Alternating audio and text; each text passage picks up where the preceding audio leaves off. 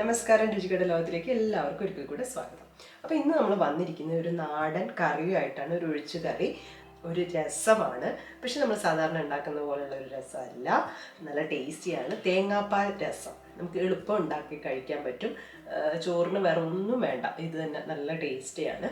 അപ്പോൾ ഇതിന് വേണ്ട ഇൻഗ്രീഡിയൻസ് എന്താണ്, എങ്ങനെയാണ് നമ്മളിത് ഉണ്ടാക്കാൻ പോകുന്നത് നമുക്കിന്ന് കാണാം.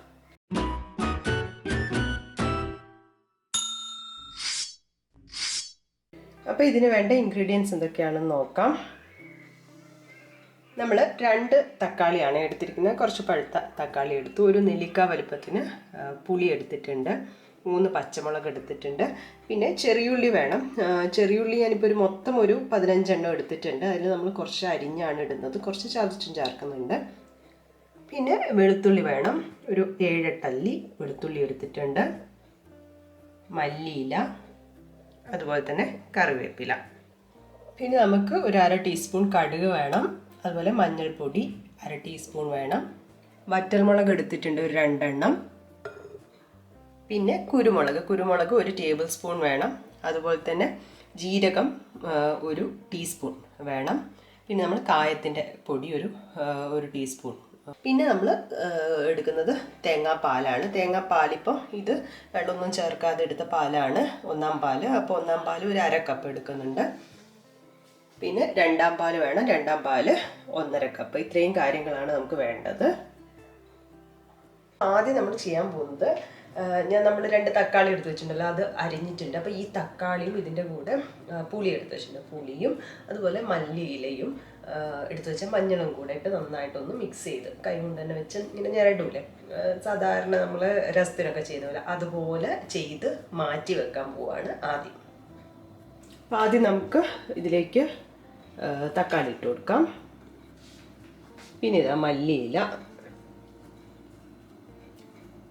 പുളി, ഒരു 1/2 ടീസ്പൂണോളം മഞ്ഞൾപ്പൊടി. ഇനി നമുക്കിത് കൈ വെച്ച് നല്ലപോലെ ഒന്ന് മിക്സ് ചെയ്തെടുക്കാം. നല്ല പഴുത്ത തക്കാളി ആണെങ്കിൽ പെട്ടെന്ന് മിക്സ് ചെയ്തെടുക്കാൻ പറ്റും. അപ്പോൾ ഇതെല്ലാം കൂടെ മിക്സ് ചെയ്ത് നല്ലപോലെ ഞരടി വെച്ചിട്ടുണ്ട്. ഇതവിടെ നിൽക്കട്ടെ, ബാക്കിയുള്ള കാര്യങ്ങൾ നോക്കാം. ഇനി നമ്മൾ കുറച്ച് കാര്യങ്ങൾ ചതച്ചെടുക്കാൻ വേണ്ടി പോവാണ്. ആദ്യം നമുക്ക് ഒരു 10ഓളം ചെറിയുള്ളി ഇട്ട് കൊടുക്കാം.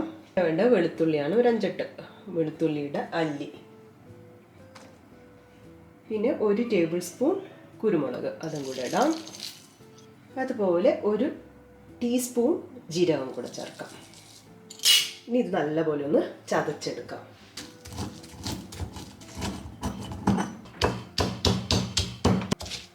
അപ്പം ഇതും ചതച്ചെടുത്തിട്ടുണ്ട്. ഇനി നമുക്ക് കുക്കിങ്ങിലേക്ക് പോവാം.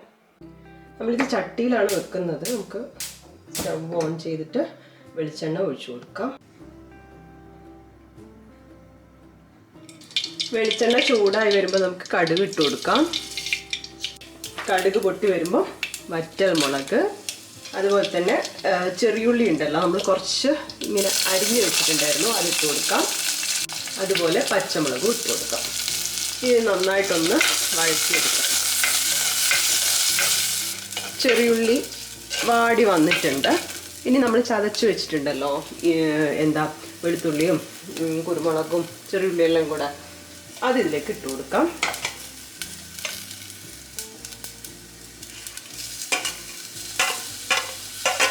ഇത് നന്നായിട്ടൊന്ന് മൂപ്പിച്ചെടുക്കുകയാണ്.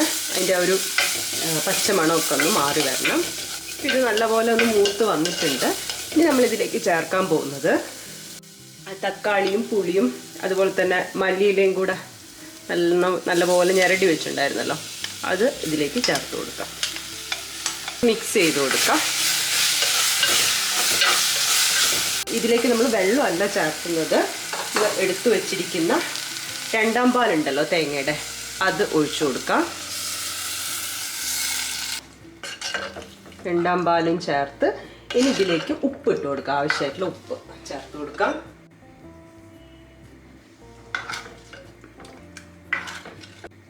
ഒന്ന് തിളച്ച് വരട്ടെ. അപ്പോൾ ഇതാ രസം ഇങ്ങനെ തിളച്ച് വന്നിട്ടുണ്ട്.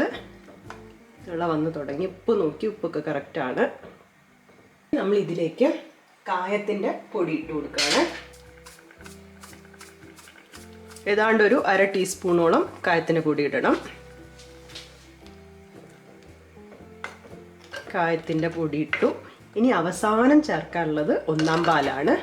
1-ാം പാല് ചേർത്ത് കൊടുത്താൽ പിന്നെ തിള വരാൻ പാടില്ല. അപ്പം തന്നെ ഓഫ് ചെയ്യണേ.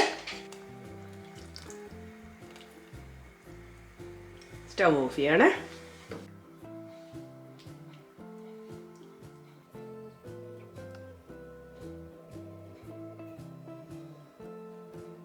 നമ്മുടെ തേങ്ങാപ്പാൽ കൊണ്ടുള്ള രസം റെഡി ആയിട്ടുണ്ട്. നമുക്ക് ഒരുപാട് സമയമൊന്നും വേണ്ട, ഒരു 20 മിനിറ്റിൽ നമുക്ക് ഉണ്ടാക്കിയെടുക്കാവുന്നതാണ്. ആ ഒരു മണമൊക്കെ എന്ന് പറഞ്ഞിട്ടുണ്ടെങ്കിൽ നമ്മൾ സാധാരണ രസത്തിൻ്റെ ഒരു മണമൊക്കെയാണ്. കാരണം കുരുമുളക്, വെളുത്തുള്ളിയൊക്കെ ചതച്ചിട്ടുണ്ടായിരുന്നു, പിന്നെ അതുപോലെ കായത്തിൻ്റെ മണം എല്ലാം കൂടെ നല്ല ടേസ്റ്റ് ആയിരുന്നു. അപ്പോൾ ഞാനൊന്ന് കഴിച്ചു നോക്കുകയാണ്. ശരിക്കും ഇത് കറി പോലെ തന്നെ ഉണ്ട്. എനിക്ക് രസം മാത്രമായിട്ട്, നമ്മൾ സാധാരണ രസം മാത്രമായിട്ട് കഴിക്കാനും ഭയങ്കര ഇഷ്ടമാണ് കേട്ടോ. ഇത് കാണുമ്പോൾ ശരിക്കൊരു കറി പോലെയാണ്.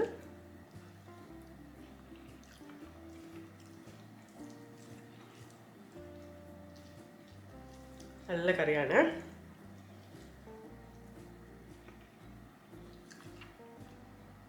ശരിക്കും പുളിയൊക്കെ ഇഷ്ടമുള്ളവർക്ക് നന്നായിട്ട് ഇഷ്ടപ്പെടും.